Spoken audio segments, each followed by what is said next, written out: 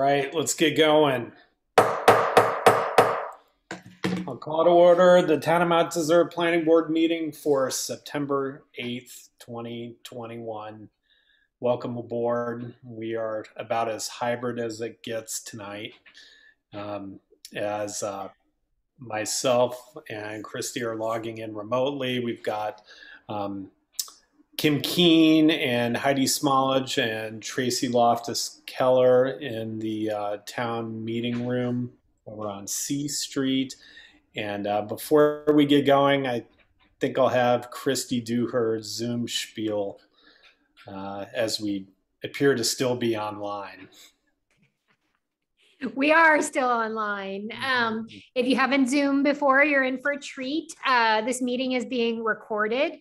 And if you have a moment, if you can figure out where your chat box is, and it's sometimes on the top and sometimes the bottom of your screen, but if you can go there and place your name in the chat box, we'll use that as a registration or a list of participants for this meeting. I did put my name in there, so if you see Christy Anastasia, you're in the right place. If you can stay on mute, that'll limit some of the background noise. I won't mute anyone unless I hear strange sounds or a hot mic going on in the background. And let's keep the chat to signing in. If you have any questions that are relevant to the whole group, then let's raise them in the whole group. Let's not use chat for side conversations. And we can have like a lot of people on this meeting. So I can't remember if it's 100 or 500. I think it's actually 500. So we should be good to go. 500. It's 500. I think that's it. And it looks like the recording started somewhere on your end. It's not recording on my computer. Yeah, I'm started recording it to the iCloud here. Oh, okay, great. Good. Thank you, Kim. Yep, you're welcome.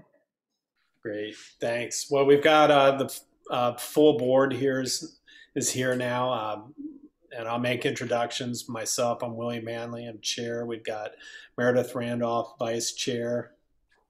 Hello, Meredith. We've got Dave Ashmore. Hello, Dave. We've got Christy Anastasia and Tracy Loftus Keller. Hi there. Hi, Tracy. All right. All right, let's keep at it. So item number 2 tonight, we've got approval of minutes. We've got minutes from August 25th, and Tracy, myself, Christy, and Dave were there. Tracy Keller, I make a motion to approve the August 25th, 2001 minutes. Christy Anastasia, I can second that. I'm just looking at Heidi's notes. It looks like there were a couple questions on it. Heidi, do you still have questions? No, really. The only big question was we had Tom Wallace there. We had someone who Zoom identified him as Thomas, but it's not, I don't know of any other Thomas. So he may have had 2 going, like sometimes we have to do, sometimes it's a phone and a Zoom. And then the only other thing I just wanted to point out was for some reason our short forms for 2 of those applications had extra pages in. It's not, nothing earth shattering, but I didn't tear them out because it would have ruined the pagination, but for what it's worth. Got it. All right, so we have a motion, a second. Any further discussion? All right, all those in favor, Tracy? Tracy Keller, aye. Christy? Anastasia, aye. Dave? Dave Ashmore? Aye. Myself, William Hanley, aye. Right, those are the only minutes on the to-do list. Let's keep going. So bear with me as I read through this. So item 3 on the agenda tonight, we have the land use zoning ordinance, section 6B11, lots 2 access. And what that says is that no lot may be built upon or otherwise developed unless it has a private road or driveway for access to a public way by valid right-of-way benefiting the lot or by ownership of land abutting the public way. And then it says if more than 2 lots are accessed by the same private road, then it must meet the street design and construction standards of section 5.14 of the subdivision ordinance. And if no more than 2 lots are accessed by the same private road or driveway, then it must meet either the said street design and construction standards or the driveway construction standards of section 6B6 of the ordinance. A pre-existing primary access drive that serves up to 2 existing lots need not meet the requirements of section 6B6.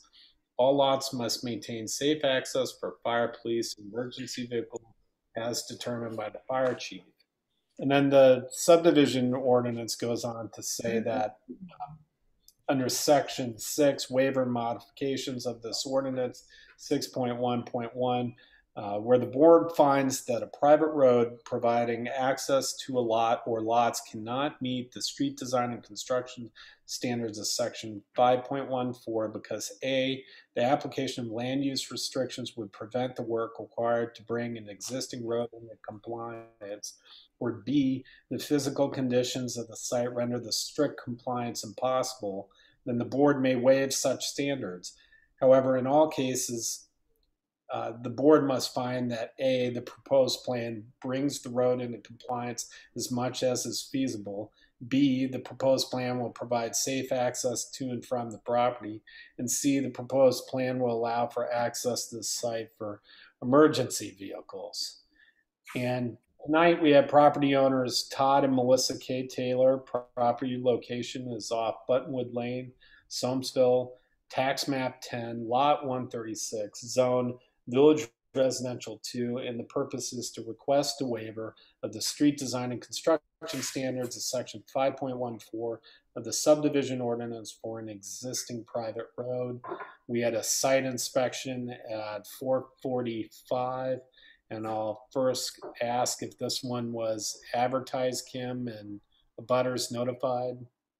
Yes, it was advertised August 26th in the Mount Desert Islander, and a butters notices went out August 24th. All right, so then we had a site inspection at 4:45, and anybody attend the site inspection today?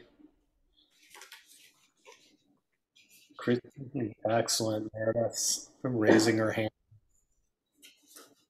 and she's on mute. I believe that I have the appearance of a conflict of interest.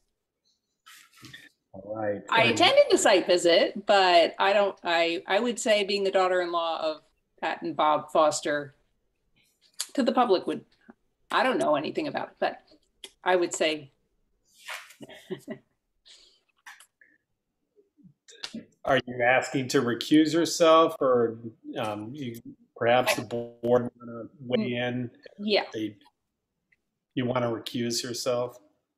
Well, I think the board can weigh in on that if anybody disagrees with me, but I think in plenty of instances, if I heard the daughter-in-law of a family was involved in the decision-making, it didn't look too straight to me. And all right, what do you guys think? Christy? Well, I was just going to say, I mean, it makes sense to me. I mean, we've had a couple of these where someone says, well, I might have a conflict of interest. And then we say, well, actually, that's not a conflict of interest. I think being related, kind of gets close to beyond the pale. But we have a quorum if Tracy comes on, right? Yeah, Tracy's on. Okay. Yeah. Tracy, you were going to say something, sorry. Oh, no, I just think that Meredith, you're correct. I think it's appropriate to recuse yourself if you. Yep. Dave? Yeah, I agree. All right, so anybody want to make a motion about Meredith's recusal. Can she do the site visit report before we recuse her?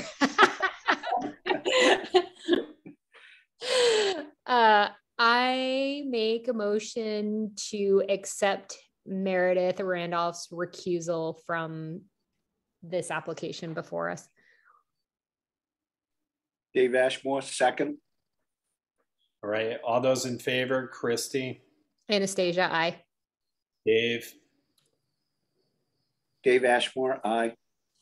Tracy, Tracy Keller, aye. myself, William Hanley, aye.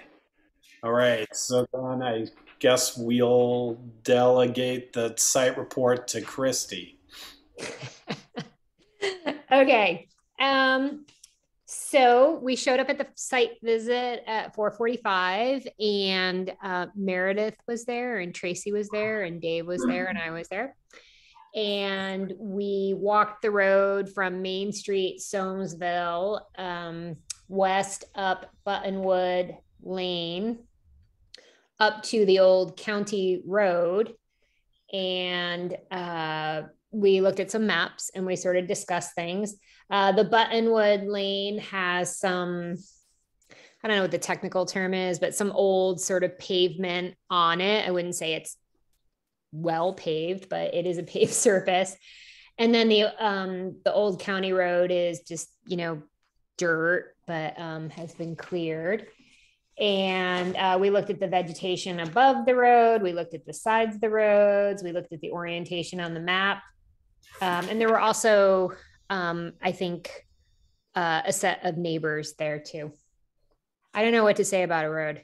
It was, we saw it, we observed it, we walked it. Dave or Tracy, you want to add to that?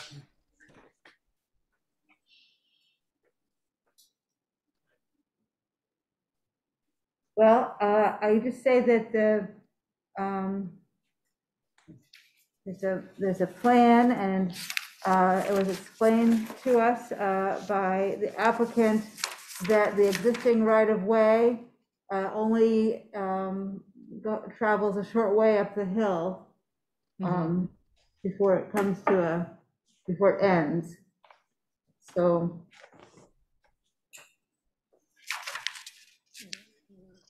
Dave, any observations? No, I was there for the very beginning, but I had to leave in order to get back to Brewer. Got it. I guess I would add, now that I think about it a little bit more, I mean, for the most part, there's vegetation on either side. There's, it's not like there's houses on either side of Buttonwood Lane. And if you look at the map, you can see there's the one building, which is the Foster Real Estate Agency that's on Main Street. And then as you walk Buttonwood Lane up to the old road, the dirt road, there's no houses on either side there. It's just vegetation. And the vegetation comes kind of close up to the road. It doesn't look like it's been cut back for a while. Like some of the stuff is really short, but you know, sometimes they have that fire break on the side of the road. It looks like it hasn't had one for a while. All right.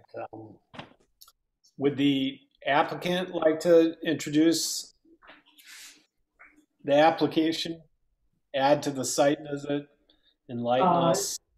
You can come speak. Yes, please. I just wanted to clarify one thing that I heard. I forget who mentioned it, but the existing right-of-way does continue from the main road all the way up to the old county road, and meets at the old county road, which would then, in theory, continue as the driveway.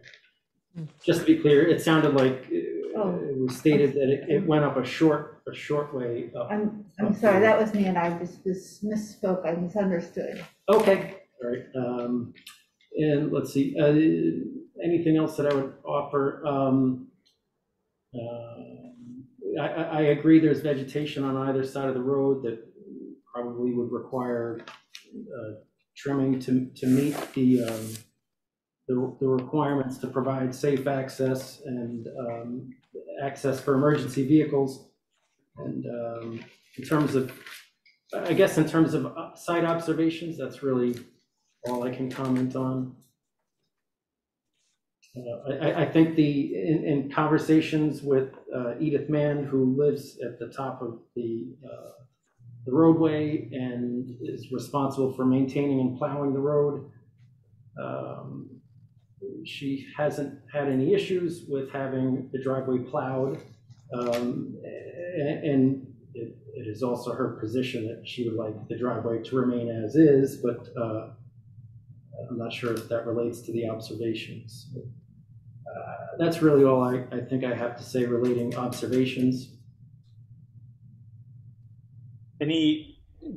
Perhaps you could just outline for the record kind of what's the big picture intent here with the request? So in terms of, are we talking about in terms of the specific waiver that I'm requesting relating to the Buttonwood, or more about the vision for the property? A lot. How about both? Okay, all right. Let's see. I'll start with the vision for the lot. Our intent is to meet our end use needs with as little impact to the forest as possible. That's number one. Secondly, we'd like to minimize impact to the neighbors and any existing construction or vegetation that they have in their possession or have become accustomed to. And then thirdly, we'd like to minimize impact to the neighbors and their use of some of the land in that area. There is an existing trail that transitions the property from west to east that some of the neighbors have used to access Somme Sound to the east and then access the forest to the west.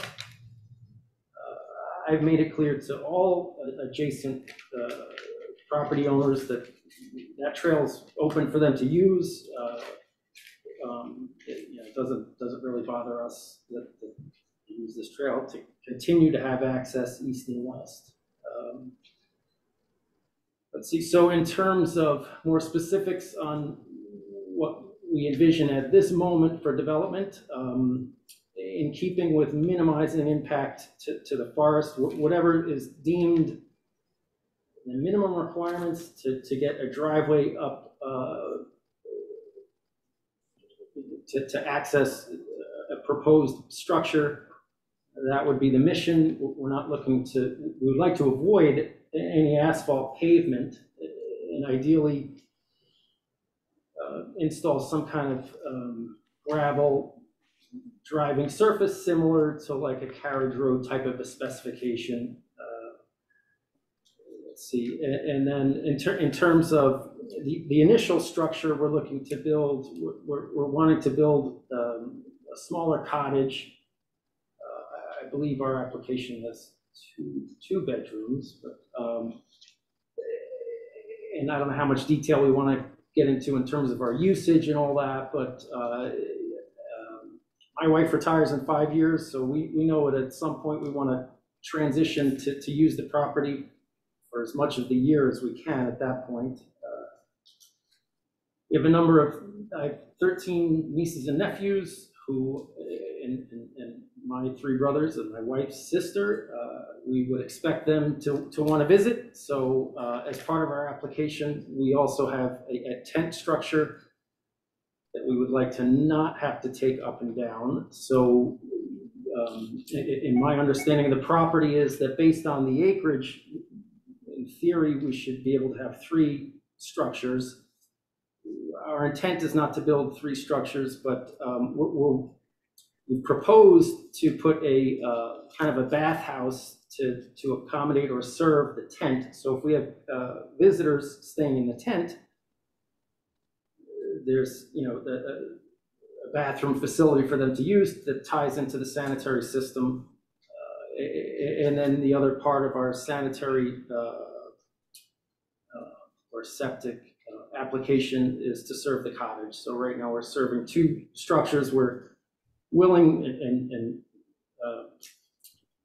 applying to consider that tent as a structure, is ultimately we're really may never build a third structure. We're certainly not building a fourth structure. So I think that's kind of the vision. Well, Any thank questions you. on that? Okay. Well, I'm sure some will come up, and before we get to opening it up for public comment, Kim, you wrote a much appreciated summary of this, and I was wondering if you could just summarize your summary for the record. I can. Thank you. Yeah, you're welcome.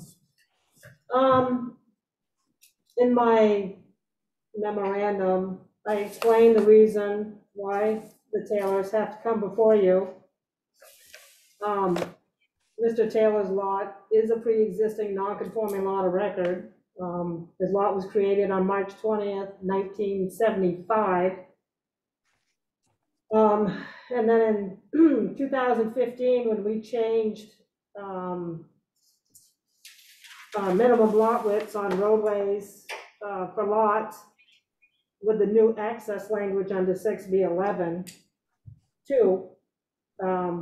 this access requirement did not exempt non-conforming lots of record because the language was not put into the non-conforming lot section of the ordinance.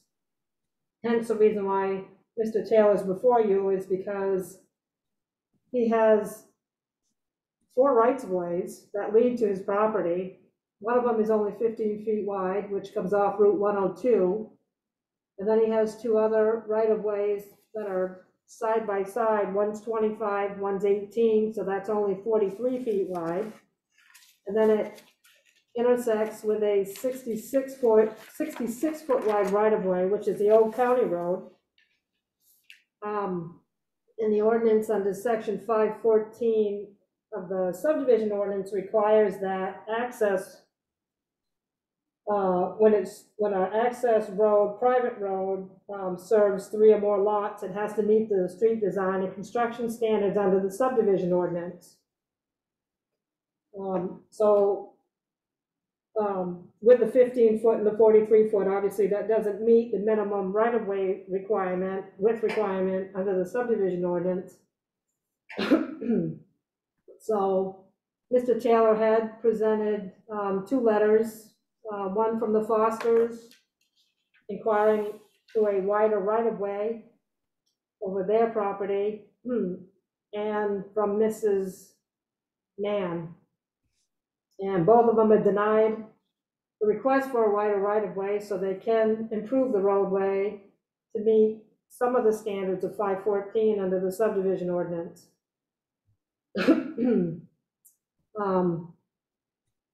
And so that is causing him to come before you to request a waiver under 611 of the subdivision ordinance, which you have authority under the subdivision ordinance to allow for waivers, but you do not have authority under the land use zoning ordinance to alter the dimensional requirements. And that's why he's before you. Thank you. All right, I will open it up to public comment. No,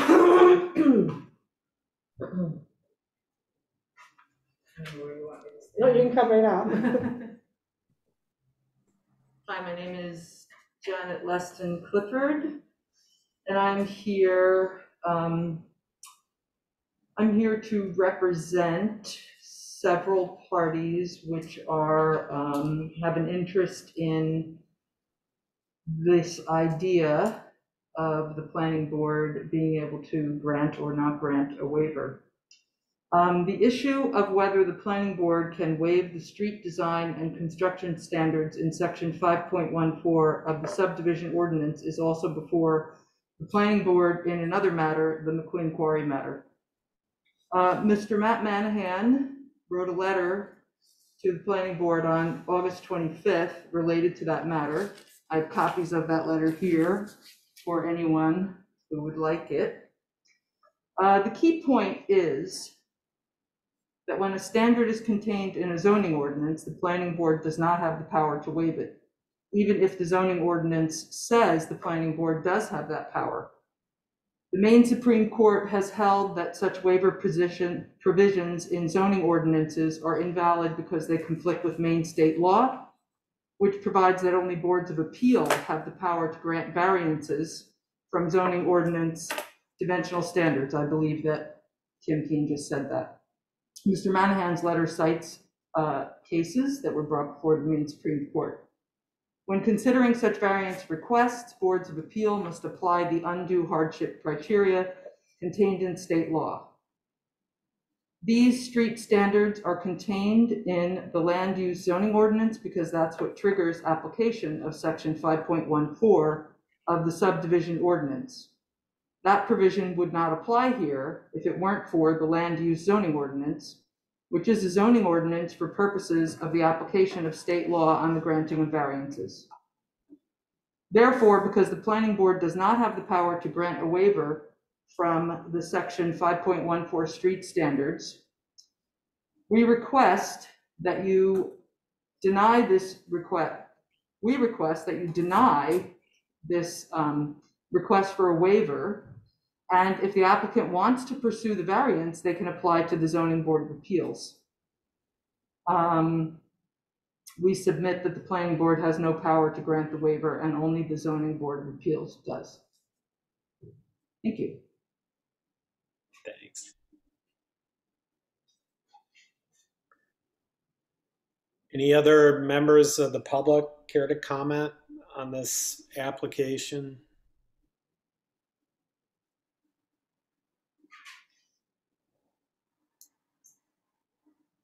Going once,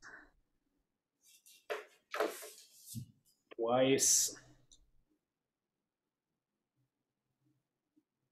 All right, I'm gonna close public comment then, and all right, let's get into it. Kim, we don't have a checklist on this one. We're essentially going through Section 611. 611.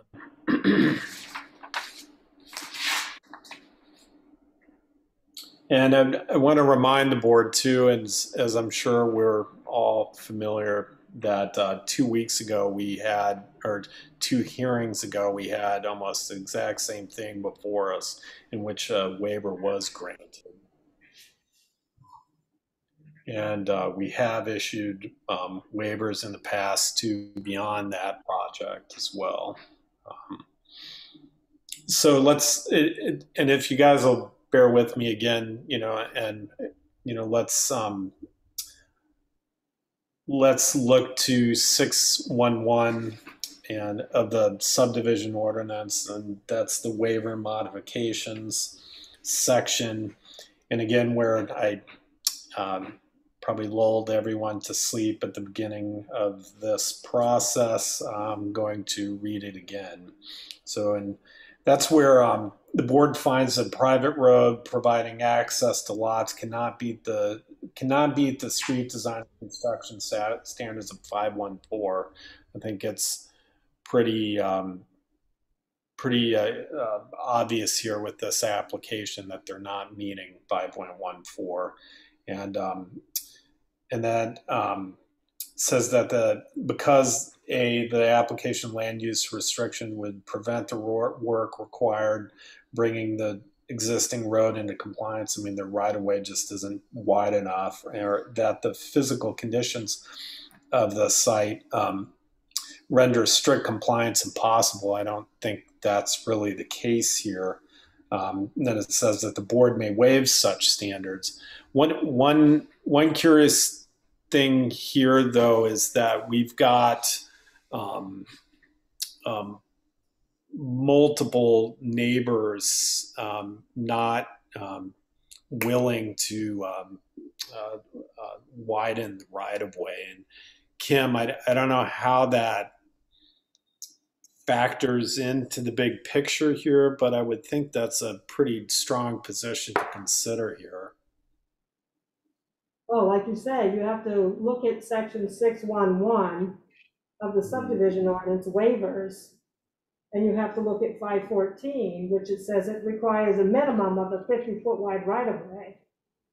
He only has 15, and then 43 with the two other right-of-ways, and the properties that these go over are not willing to give them a wider right-of-way to be able to bring the road up to the subdivision standards of 514 in the subdivision ordinance.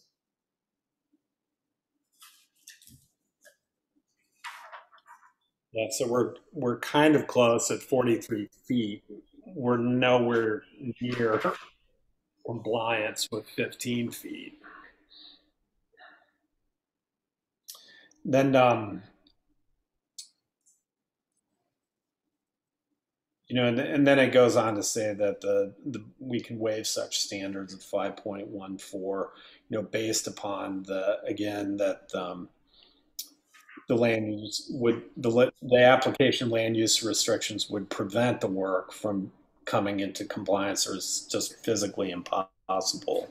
And then if in all such cases, the board must find that the proposed plan brings the road into compliance as much as feasible. The proposed plan will provide safe access, and the proposed plan will allow for emergency vehicle access.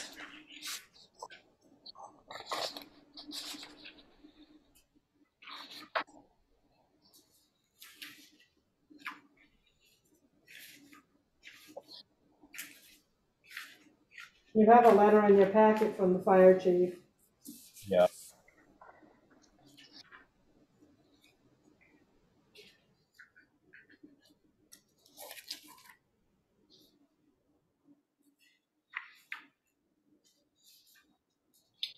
Yeah, the fire chief talks about the most significant obstacle is just the proximity of vegetation. And again, when we're talking about the required clearances, it's the 14.5 foot box that the fire truck has to fit through. Any emergency vehicle. I was gonna just ask the applicant too, just kind of a broad question: is there any other way to access this lot than what you're requesting a waiver for? No. No. So, you know, again, we're in unique territory with this one, where we've again got the multiple abutters saying no, and we've got a fairly remote lot. One of the right of ways isn't even close to being in compliance. You know, we do have land use restrictions on the books for a reason, and not so that we can just carte blanche convey waivers anytime they're requested. And you know, so I'm love to hear from the board. Christy, what do you think? Just initial observations. Yeah, was the issue of extending the right of way explained the letter that Kim emailed out today?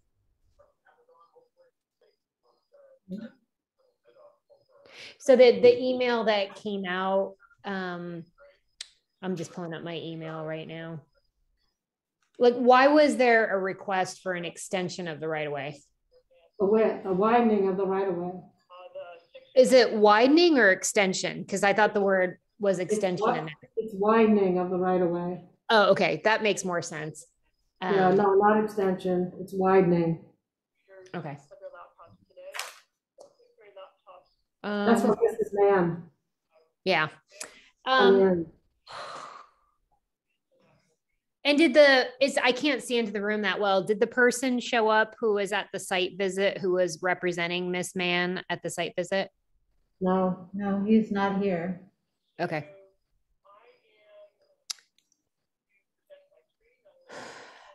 Have we run into this before? Well, I would say that we haven't had this level of opposition to it. I mean, I guess the other thing I look at is when I look at the letter from the fire chief, it really talks about obstacles that cause damage to their fire trucks, lack of proper width clearance, trees, vegetation, etc. There is a difference between widening the road and clearing vegetation, maybe. I think going from a 15-foot pre-existing right-of-way to a 50-foot right-of-way is a big stretch. Yeah, I guess what I'm saying is, yes, that is true. But I guess in my mind, you wouldn't need to expand the asphalt surface necessarily to widen what I think of as the road. You could still clear vegetation on the side of the road. You're not going to probably get 50 feet, but the vegetation clearing could happen without like the infrastructure of the road being expanded. You know, like when you look up on the road, you can see there's a lot of like hanging branches and things like that. Is there an existing 12-foot travelway, Kim, and two 2-foot shoulders? Yeah, me and the fire chief rode over the road. His concern was just clearing of vegetation. He can maneuver to get his truck in there. We went up and backed into the 66-foot wide right of way, and he had no concerns. The only concern was keeping the vegetation maintained for 14.5 clear, up above and on the sides. Mm-hmm. There was a mention too made at the site visit that I think it was at the site visit that road gets plowed and Ms. Mann maintains it for plowing. I don't know what it's plowed with, but a plow truck is bigger than a car usually.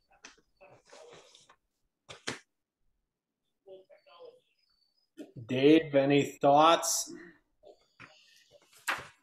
Well, as far as minimum requirements, the 15 feet does meet minimum requirements for driveways. And the 15 feet does meet clearing for safety vehicles. I don't know how, I mean, if it was less than that, then I would be opposed to it. But I don't know what we would use to determine how wide it has to be in order to grant a waiver. The ordinance doesn't say anything about that. Mm-hmm. And the fact that the neighbors have refused to grant widening may not mean that they're opposed to him developing that lot. They may just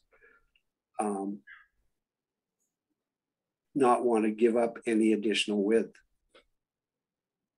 I don't think we have the answer to that. Excuse me, you see Deborah Miller up there, but this is Rodney Miller. And I was there this afternoon. And as representing Edie Mann at this point, not as representing, but speaking for her, she's not going to have a problem with this gentleman and his access to this property. With that 15 foot as you come in, I think we're kind of married to that already, and I don't see how we can do anything but, you know, continue this access, and I don't see a problem granting that access to the gentleman to get to his property.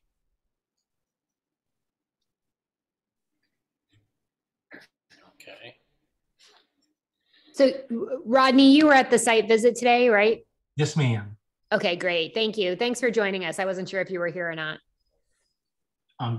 I should have gotten in earlier. I'm sorry I didn't. No, you're good. Tracy, any thoughts?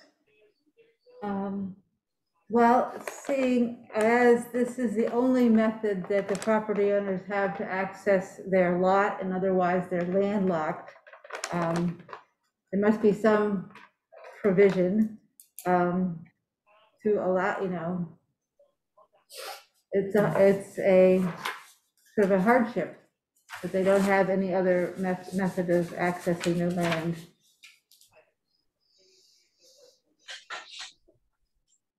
But we must find that the proposed plan brings the road in compliance as much as feasible.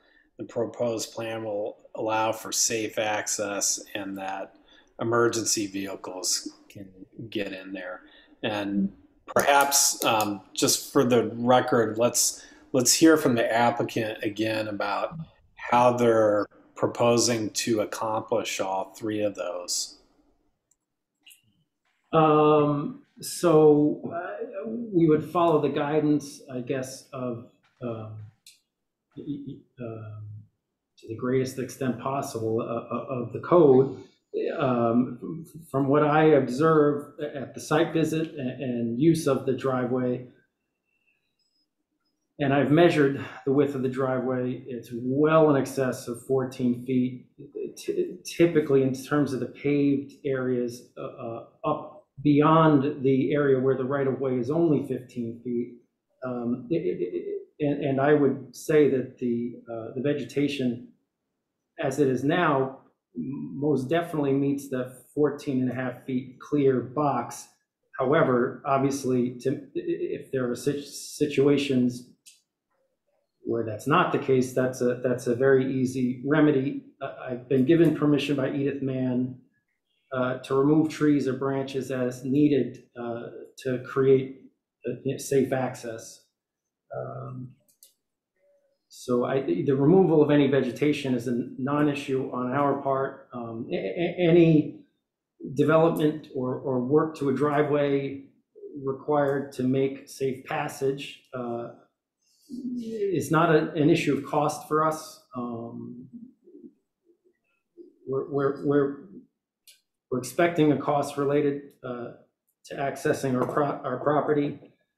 We're more interested in preserving the character of that driveway to the extent that it meets the minimum safe passage requirements and emergency access vehicles.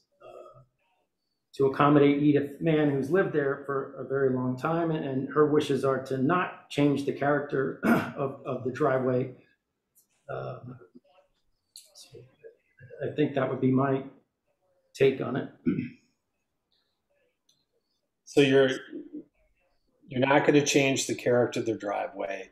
You're going to bring the road into compliance as much as feasible, meaning that you're going to maintain and as wide of a travel way and shoulders as possible. It sounds like we've got 12, 2 and 2 there right now.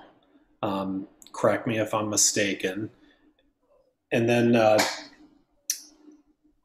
by doing so, it sounds like that will allow for safe access to and from the property. We're not going on some precipitous goat trail here along the side of whatever mountain. And that the proposed plan will allow for access to the site for emergency vehicles as indicated by the letter from Chief Bender. Bill,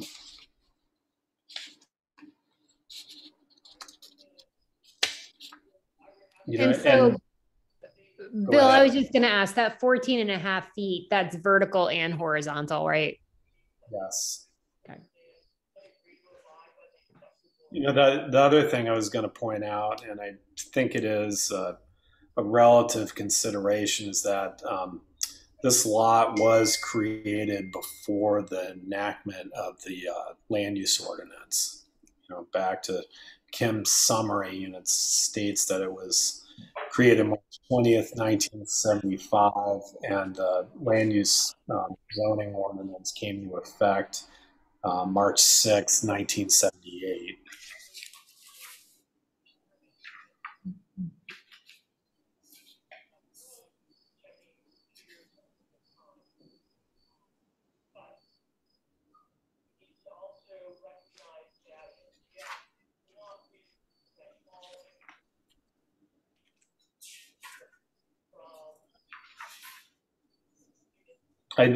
Kim, did you and the chief ever talk about like transitioning from Buttonwood Lane onto Route 102? Heaven forbid you'd have to make a left-hand turn.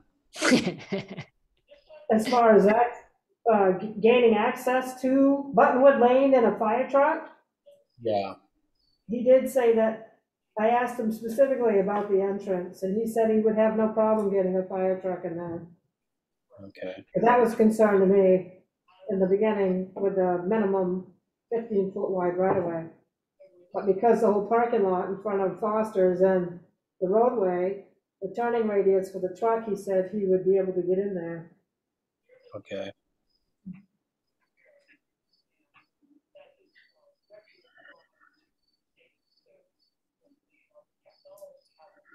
Right. You know, I'm going to put Pat Foster on the spot here, and just where Pat, you had written a letter, you know, against the widening of the right of way, and I just would ask if you had any thoughts, observations, anything you'd like to contribute to the process. I'm trying to, okay. Can you see me and hear me? Yes. The reason that we denied it was because physically we feel it's impossible to widen because the edge of our building is very close to that 15-foot right away. So there's no way we could physically move the building to accommodate them. That's a key point too. I mean, so we've got not only the natural confines of the existing drive and right of way, you've got a building right up against it, and it's by no means a small building either. I mean, you've got quite a bit of length there along the right of way.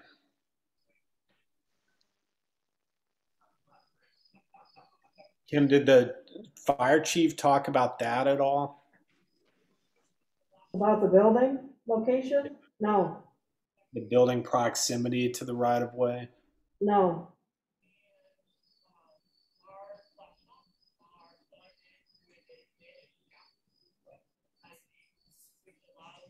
Right. So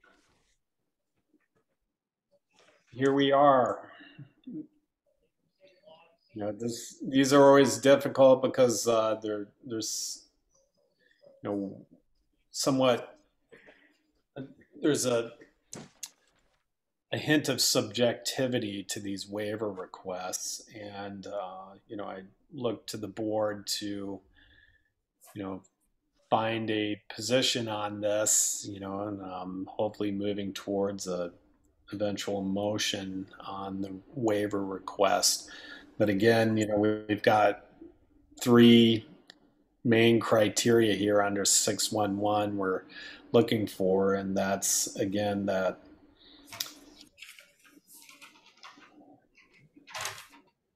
it's going to provide safe access. We can get emergency vehicles in, and they're doing the best they can with what they have.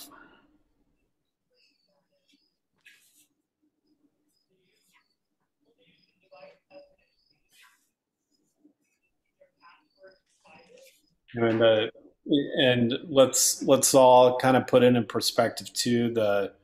The waiver request we had before us 2 hearings ago. There was one abutter who was not willing to grant a widening of the right-of-way onto his property.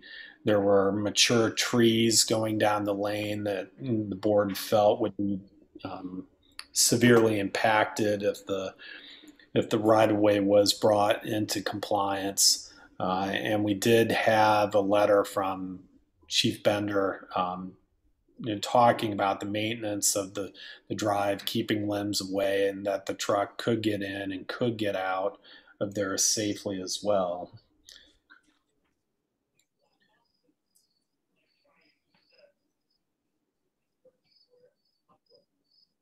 Dave, you look like you have something you want to say. No, I'm all set.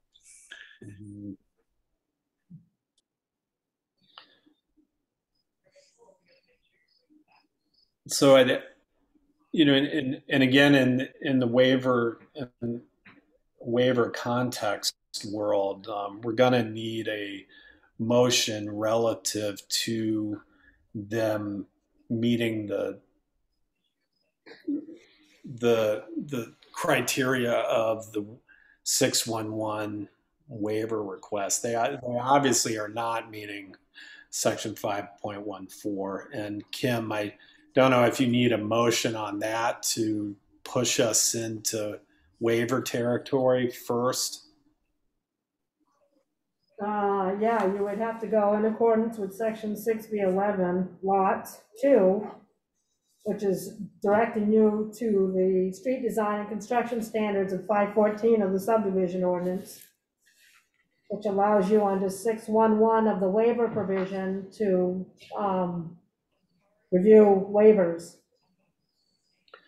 So I would say that then the board needs to first make a motion that we even have jurisdiction to review the waiver request under 611. And again, I feel that we do, simply because it doesn't meet the road design criteria of 5.14 and 6B11. And if anybody wants to turn that into a motion, feel free. I make a motion that the Mount Desert Planning Board has jurisdiction over this permit according to section 611 of the code. I think it's technically because under 6B11 and the road and driveway design criteria of 5.14 that we do. That it doesn't meet the criteria of 5.14. Oh, okay. So amend that to our jurisdiction is related to 6B11 and 5.14.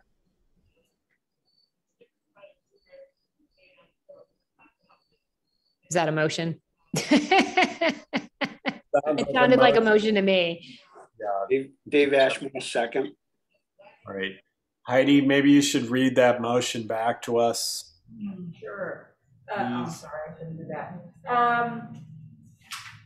Yes, so the planning board has jurisdiction in accordance with section 6B11 lots subsection 2 access and the street design and construction standards of section 5.14 of the subdivision ordinance. Is that acceptable? I mean, should we? And 6.1.1 Okay. of the subdivision. I did do that one. Oh, okay, sorry. Oh, no, I didn't. 6B11. And you want subsection 6.1. 6.11. Okay.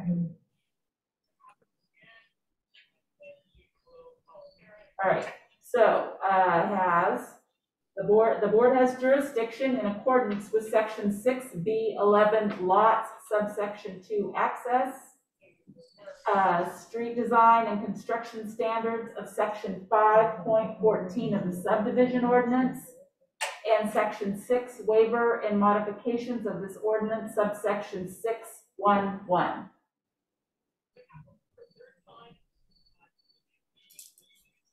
Right. So we got a motion and a second, and let's have a vote. Christie? Anastasia, I. All those in favor? Dave? Dave Ashmore, aye. Tracy Keller, aye.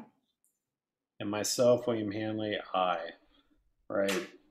Now we're looking at the specific criteria, 6.11.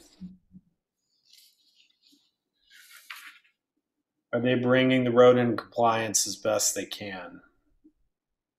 Is it going to provide safe access, and can emergency vehicles get in and out?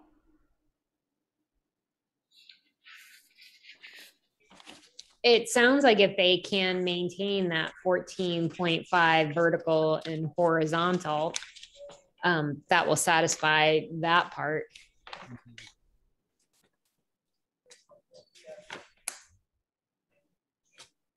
Dave? I love putting you on the spot, Dave. What's the question? Well, the question is, your thoughts about it meeting the criteria of 6.11. Yeah, I thought I made my thoughts pretty well known. I'm fine with them meeting A, B, and C of 6.1.1. Mm-hmm. Tracy? I agree with Dave. I think they're meeting it as best they can given the circumstance.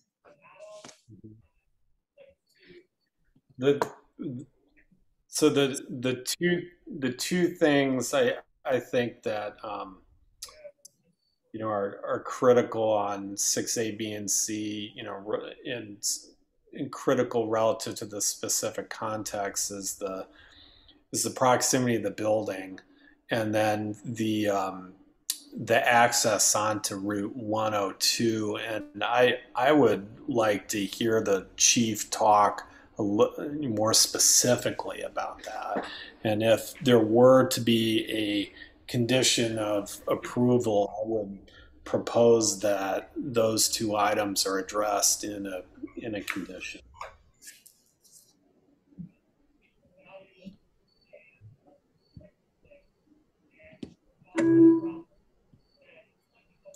And so, we had a preliminary discussion of 6.11, A, B, and C. Got board members conveying their sentiments, and I'd say now it's time to turn it into a motion.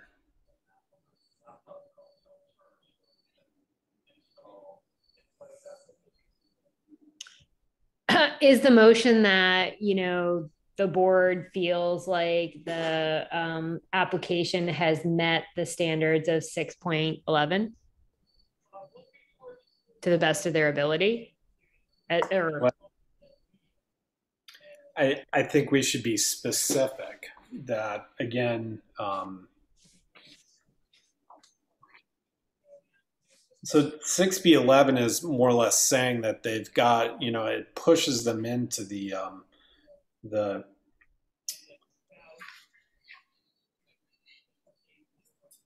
compliance criteria, and where they can't comply, then we go to 6.11, and in our finding of that, I think need to have a very specific motion tailored to 6.11 and the waiver request that they're meeting the criteria of 6A, B, and C, and just be specific in a motion about how the board is finding that they have met that criteria or not.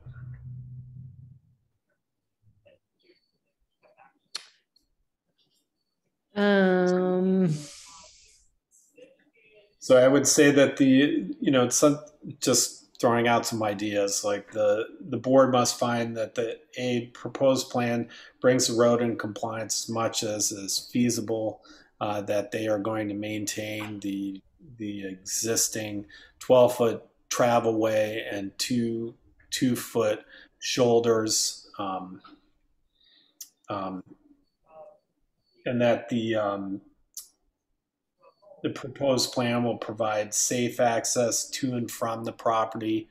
They're not taking the road any closer to existing structures or into, difficult areas. They're traversing over the existing travel way, and that the proposed plan will allow for access to the site for emergency vehicles.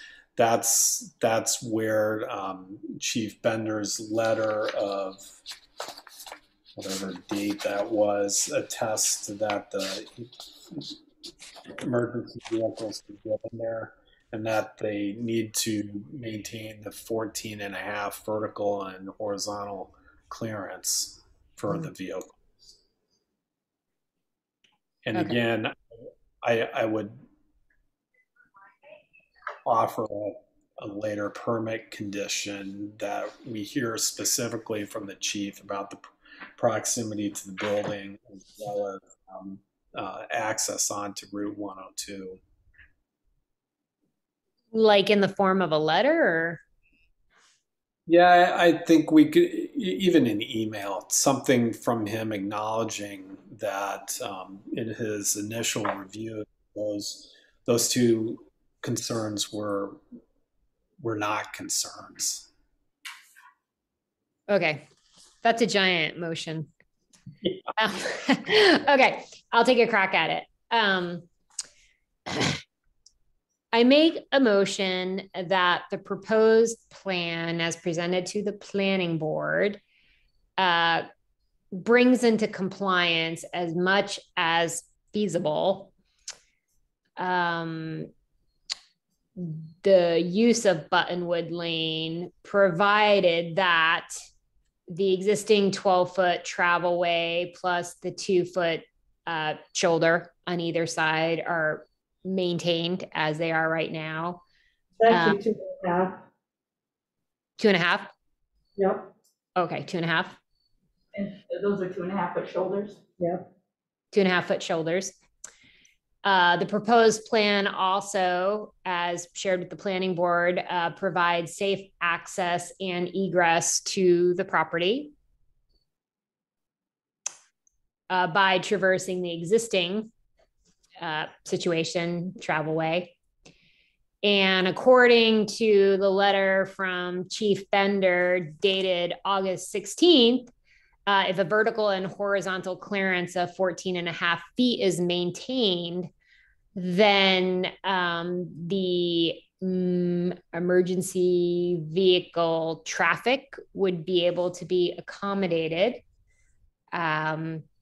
And the planning board would also like to follow up, the planning board or the applicant follow up with the chief Bender on just verifying, maybe in written communication, how access from Buttonwood Lane out onto 102, if that is considered safe for emergency vehicle traffic. If you read the letter from Bender, he does state that in its current state, fire apparatus will be able to access properties located on Buttonwood Lane. I mean, we basically have that already from him. And if you look at the survey, the width of Route 102 at the 15 foot intersects with it, there's all kinds of room, turning room there because of how wide the road is. If you remember, there's a planter in front of the Foster's property. That planter is all within the bounds of the right of way. So there's plenty of room for a fire truck to turn. As far as I'm concerned, I think we already have that, but I'm not opposed to getting it from him, but I think we have it. I think you can interpret that from the letter, where he says in its current state, fire apparatus will be able to access properties located on Buttonwood Lane. I think maybe what the concern was is everybody knows how hard it is to get in and out onto 102.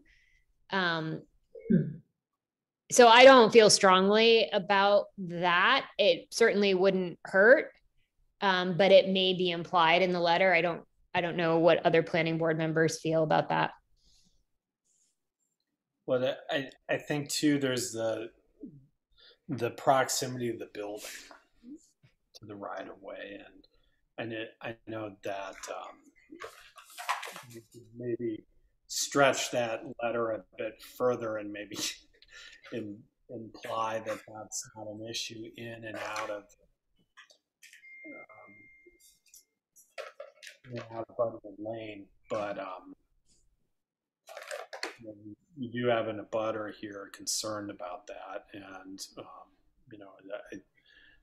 I still think it's relative. I wouldn't mind having something on record from the chief saying if that's an issue or not. Say it's from the tone of his letter, it's not an issue. I think it will only strengthen any board's findings here forward if we had him just chime in a bit more specifically on those two.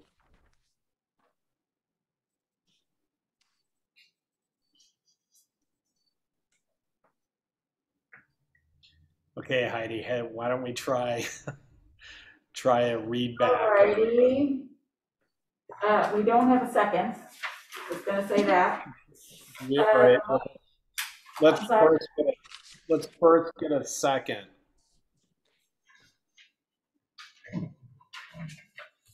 Tracy Keller, I'll second it. Thank you. All right, let's. So the proposed plan as presented brings the property into compliance as much as feasible. Access, I'm sorry, I was writing really fast, including access onto Buttonwood, is that what Buttonwood Lane, provides a 12-foot travelway and two and a half foot shoulders maintained. I'm sorry, I was scribbling. Maintained as,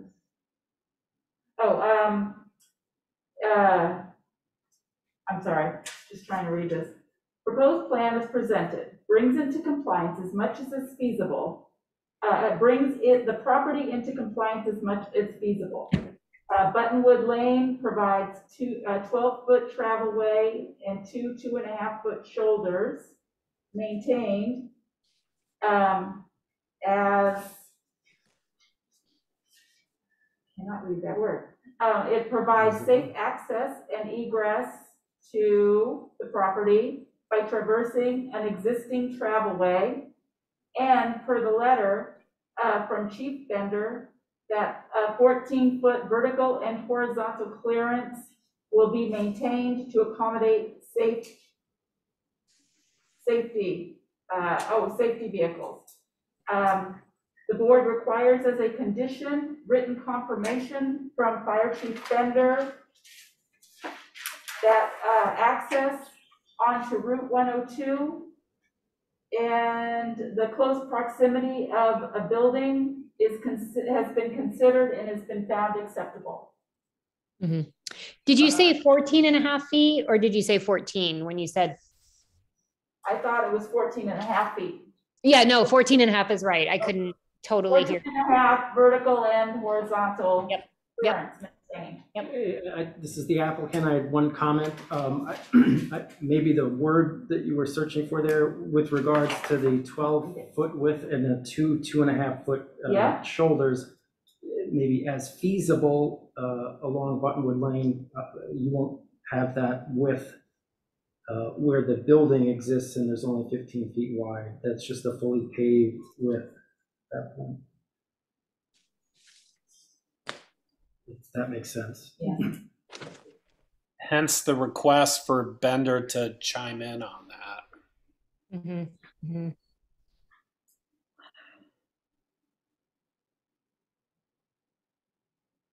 All right, so we've got a motion on the table, a second. Any further discussion?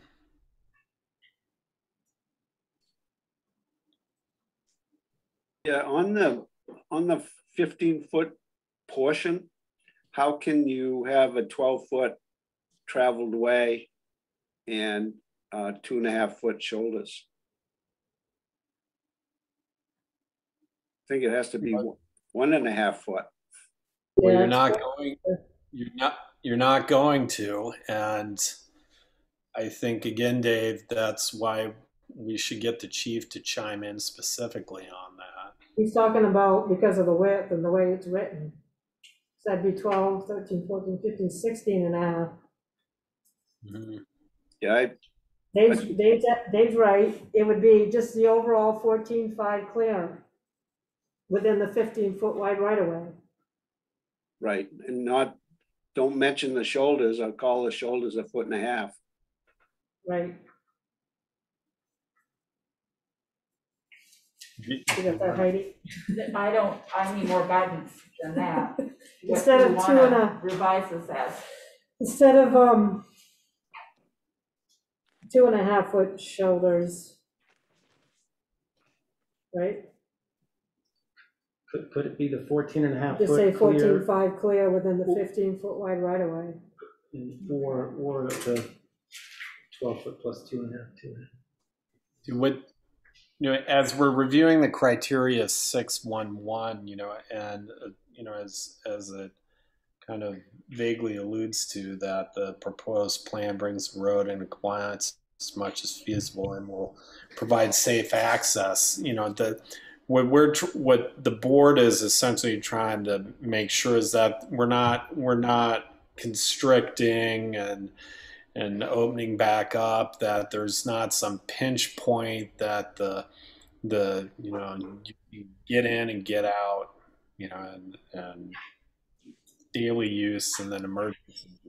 So, again, I think that's why the chief should chime in on the building proximity. Yeah, I agree with that, but I don't know why have we got 2.5 foot shoulders, which end up over the 15-foot right of way that the person has. Yeah, you gotta correct that. It's 12-foot travel way with 2.5 foot clear, so it's a total of 14.5 clear width above and on and vertically and horizontally. Well, And then the 15-foot wide right of way. Heidi just needs to change that so that it's not 2.5 feet. Right. Well, no, I understand that, but if we're talking about 2.5 foot shoulders on each side, that exceeds the 15-foot right of way. That's what I'm saying. maybe we just take out the reference to the shoulder width. Right. Either that or make it 1.5 foot.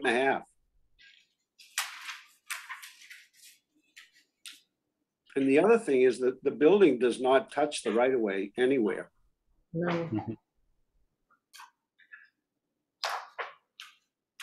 It's close, but it doesn't touch it. It's really close, yeah.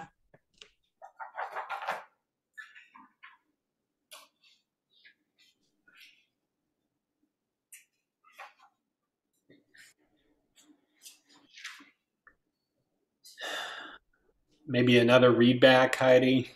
Okay, so the proposed plan, I'm sorry, and it is scribbled, so every time I'm gonna struggle. Christie and Tracy moved and seconded. The proposed plan as presented brings in the property into compliance as much as feasible. Buttonwood,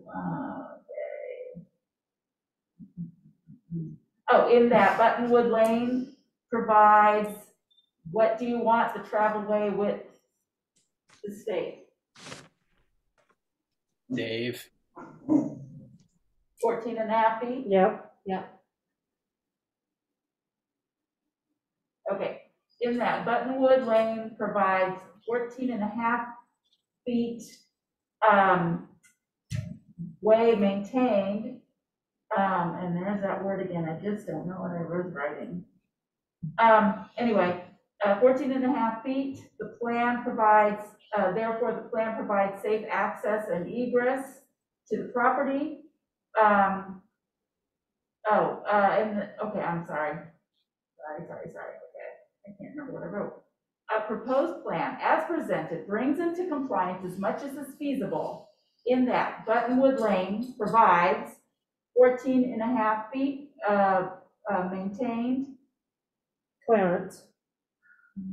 Clearance. Do that. The plan provides safe access and egress to the property by traversing the existing unexisting travelway, and per letter from Chief Bender that 14.5 foot horizontal and vertical clearance maintained to accommodate safety vehicles. And then the board requires as a condition written confirmation from Fire Chief Bender that access to Route 102 and the close proximity to the building has been considered and found acceptable.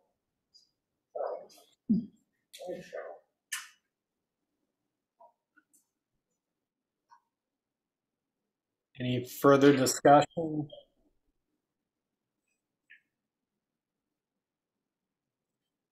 All right, well then let's call the vote. All those in favor, Christy? Anastasia, aye. Dave? Dave Ashmore, aye. Tracy? Tracy Loftus Keller, aye. And myself, William Hanley, aye. There you have it.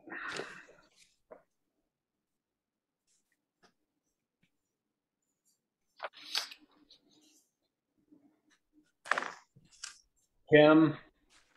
Yes, Anything else? that's all that's on the agenda.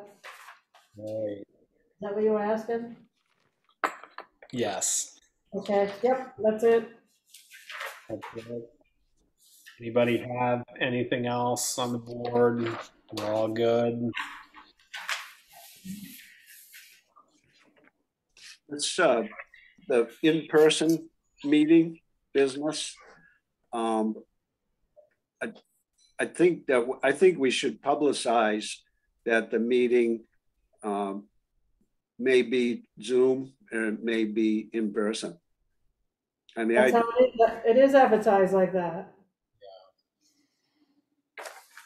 well, I mean 100% Zoom or a combination. I know we voted on it before to go with what we got, but I mean today was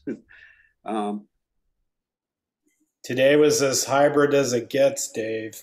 yeah, I know, but I mean what you had said was that you would be in person at all the meetings, and here's the first meeting and you're not.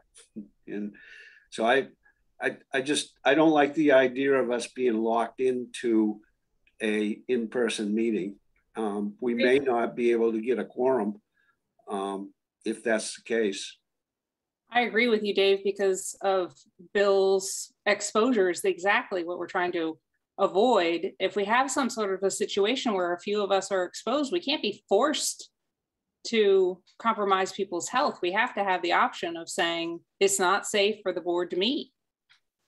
That's how I feel. But I expressed my feelings before that's how I felt about it. I would think though, Dave, that we have the leeway, I mean, to be here or not. I mean, again, I feel like I have an obligation and duty to be there within reason. Today was not one of those cases where I could be there. And you, Bill, the question is, if Tracy hadn't been willing to go to the meeting, what would we have done? I think Kim and Heidi would have been there still. I guess I had the impression from the emails that there was an insistence that one of us had to be there. I think it definitely helps. Is it absolutely required? You know, in this day and age, who's to say? You know, I think we should all be optimists and try to have in the back of our heads that hopefully one day we will safely return to in-person hearings. I'm sure we're going to have a lengthy transitional period until that actually happens. Again, I've stated that as chair, I'm willing to be there and do my part in person, but I don't think anything is black and white right now. So I don't feel like we need to vote on this or take a position on it. I mean, we just went through this and signed that participation agreement or whatever it's called. But, you know, with the understanding that, you know, the COVID police aren't going to come and cuff us and take us away. I mean, there's still I would like to think a healthy dose of common sense that all of us can use in these how do you describe this? I mean, this unique time. Yeah, I guess I just don't understand that. How can you have a in-person planning board meeting without a planning board member present? I mean, I mean, if Kim and Heidi satisfy, then I'm fine with that. But I question whether if we advertise it's in person and there aren't any planning board members present, I don't know how it can be an in-person planning board meeting. Well, the remote policy that you guys approved that's come down by the CDC states that they want you here. That's what that policy says, and the policy more or less is saying that if you can't be here, there has to be a reason why, and it has to be okayed by your chair. But the whole intent with that policy was to, you know, like I said, they want you present so that the public can be here for these meetings.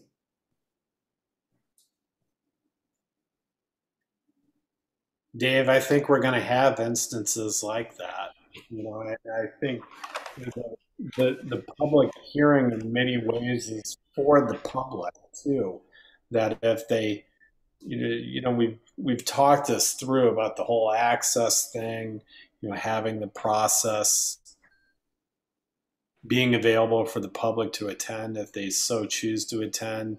And I think even in the rare case where there's not a planning board member there, that the public access is still continued. And I think that's the critical thing, is that you can come there, you can sit there, you can participate. You know, we have a quorum, the board members are involved and present in whatever shape or form. But, you know, as going into the fall, you know, I'm sure we're going to have some unique situations before us. So let me ask you this. I don't disagree with what you just said. Kim said that we're expected to be at the meeting. I'm headed to Florida on first week in December and won't be back until sometime in May. I'm willing to participate in Zoom, but it sounds like from what Kim is saying and from what we approved, that it's a stretch for me to be on Zoom permanently for that period of time.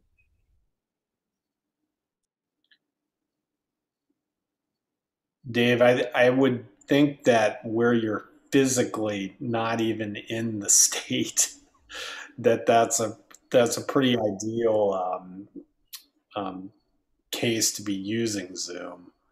I think again, and based upon the document we all signed, is that we all do have tucked behind our ears that we are going to try to transition back to in person at some point. What that point is and when, who's to say? But I think as a board just need to have that in the backs of our heads. Okay. Thank you.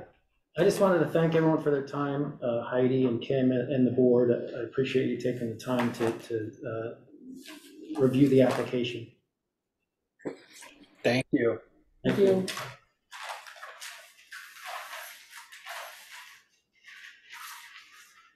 Is that it? I think so. Okay. I make a motion to adjourn our current meeting. Second, Anastasia. Tracy, Tracy Keller, aye. Christy, Anastasia, I. Dave, Dave Ashmore, aye. myself, William Hanley, aye. I think I get to vote too. Wait, did we have to bring you back on before you could vote We to? have to bring you back on. Oh, I thought I just recused for the one subject. I think we got to bring you back on.